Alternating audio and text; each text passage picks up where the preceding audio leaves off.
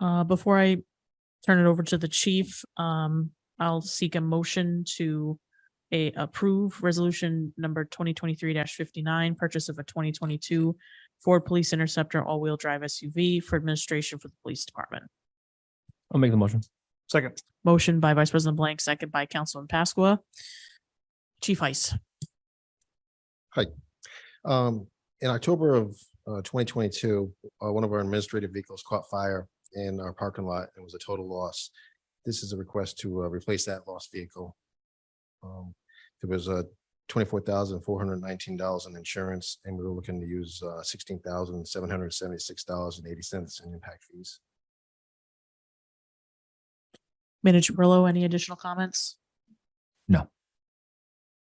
Discussion from the council, Councilman Pasqua. Chief, just as a general question on the vehicles, that applies to this too.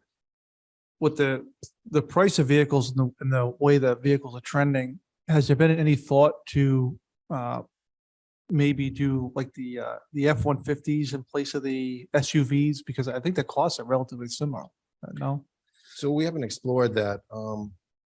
For the 150s and things like that, certain vehicles you could maybe do it with, but we have gear that we have to throw in back and they have to be out of the elements. You would have to do some sort of tonneau cover or something like that to even use a pickup truck and how secure it would be with firearms and stuff. Item C, resolution 2023-61 to enter into an agreement to purchase two 2023 Ford Police Interceptor utility all-wheel drive SUVs and their respective vehicle accessories for the police department with McGovern Municipal HQ, Global Public Safety for emergency equipment / lights, and Motorola Solutions Inc. for radio equipment. Do I hear a motion to approve the resolution? I'll make the motion. Motion from Vice President Blank, second from Councilman Pasqua. Chief Heiss. This is to purchase and outfit our two patrol vehicles that we were putting in the budget. The vehicles used 24/7, accumulate about 40,000 miles per year.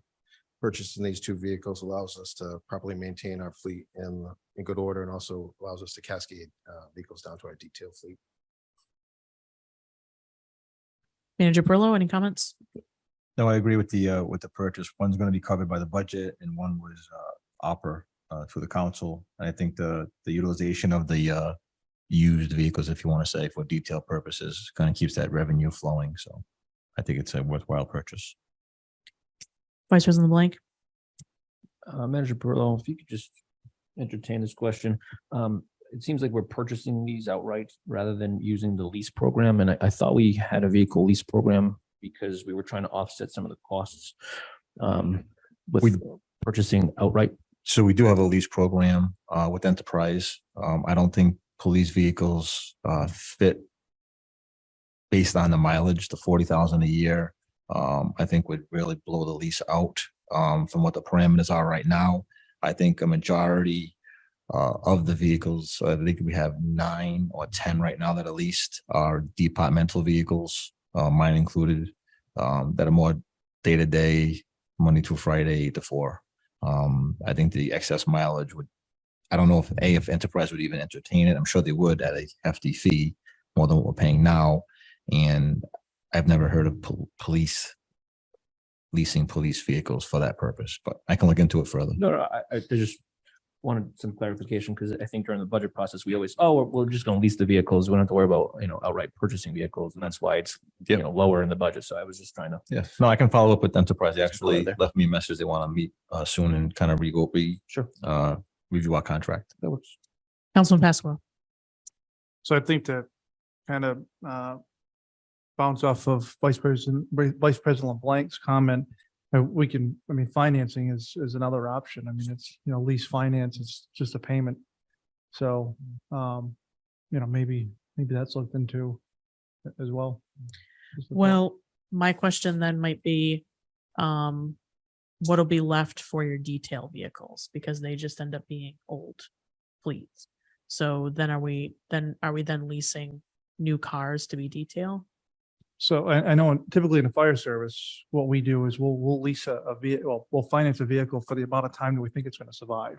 So a rescue gets a 5-year note, a fire engine gets a 10-year note. And when that's over, we just schedule and we keep in our budget. We know that it's $67,000 a year for that lease for that ladder truck. and we just keep budgeting that. And so Mhm. when it hits the 20 years for the ladder truck, we turn it over to a new vehicle and we have the budget already. So, just a different way of looking at it instead of just shelling out, 800,000 in our case, just Yeah. do some different. Vice President LeBlanc. And I just, I guess, going to the funding sources, a portion of this is actually being funded through ARPA. And I don't think that we've actually discussed spending ARPA funds on this in the past. Is this like a, I remember we took out one car when we were Did we? doing the budget. We Okay. did. Just- Yep, it's in the full ARPA list. appreciate the reminder. Thank you. Councilmember Shockley. Just with ARPA funds, whenever we have items in the budget that include those, can we get an update? Just as a council, get an update that, okay, now we've spent this and this is what we have left, because I just feel as if that should be something that's constantly top of mind for us and for the residents. Yeah, as we make an expenditure, we can have Director Savetti update that, keep that active. Fine if it's the next day, if he wants to wait till after approvals, just to clean the process, but Agreed. Any further discussion? Do we have a motion to amend line 26 of the resolution, affirms the award executed by the town manager subject to solicitor review? I'll make the motion. Motion from Vice President LeBlanc, second from Councilman Pasqua. Any discussion on the amendment? Hearing none, clerk, please take the roll. Councilmember Pasqua, Yes. Councilmember Shockley, yes. Vice President LeBlanc, Yes. President Lima, Yes. 4 in the affirmative, 0 in the negative, motion passes.